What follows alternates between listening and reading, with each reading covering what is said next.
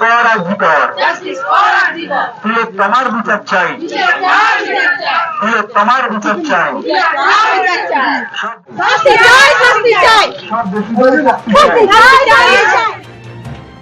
আরজিকরের ঘটনার প্রতিবাদে অভিযুক্তদের দ্রুত গ্রেফতার ও দৃষ্টান্তমূলক শাস্তির দাবিতে আন্দোলন প্রতিদিন তীব্র থেকে তীব্রতর হচ্ছে। এরই মাঝে ওই একই ইস্যুতেও নারী নিরাপত্তার দাবি জানিয়ে পথে নামলেন বাঁকুড়ার শানবাঁধা এলাকার মানুষও।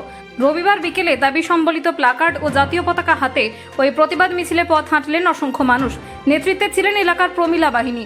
এদিনের এই মিছিলে অংশগ্রহণকারীদের দাবি, পুলিশ ও প্রশাসন সদর্থক ভূমিকা নিলে আজ এই দিন দেখতে হতো না। আরজিকরের ঘটনায় যুক্ত অভিযুক্তদের দ্রুত গ্রেফতারির দাবিতে তারা আন্দোলনের পথেই থাকবেন বলে জানান।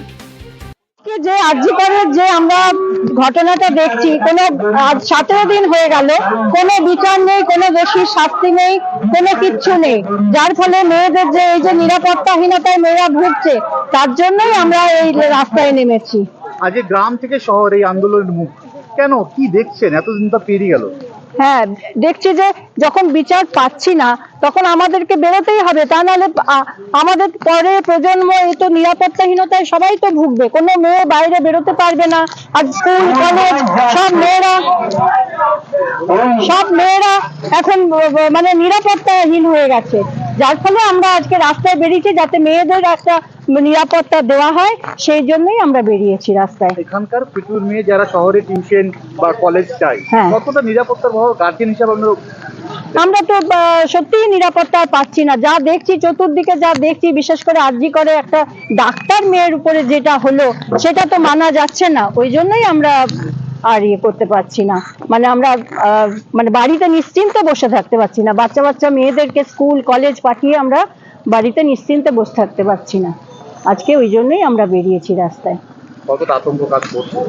হ্যাঁ, ভীষণ আতঙ্ক, সত্যিই আতঙ্ক। আমরা সত্যিই আতঙ্কিত হয়ে গেছি যে কি হবে পরে আমাদের এইটার কি হয়, রাজ্যের কি হবে অবস্থা।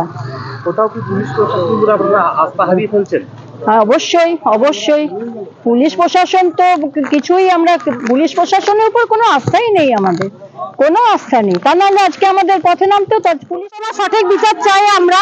আজ 17 দিন হয়ে গেল, আমরা সঠিক বিচার পাচ্ছি না। সেই বিচার যেন দ্রুত পাই আমরা, এবং সঠিক বিচার পাই, এবং পশ্চিমবঙ্গের প্রত্যেকটা মহিলা যেন আমরা সুরক্ষা পাই, সেই দাবিতে আমরা এই আন্দোলনে নেমেছি আজকে।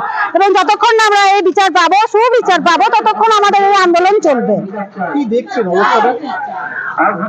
তোমার অবস্থা আমরা দেখছি, বিচার মানে ন্যায় বিচার হচ্ছে না এখনো পর্যন্ত। যে বিচারের গতি, তাতে আমরা ন্যায় বিচার পাচ্ছি না, ন্যায় বিচারের দিকে আমরা এগোচ্ছি না। আমরা চাই ন্যায় বিচার হোক তিলোত্তমার।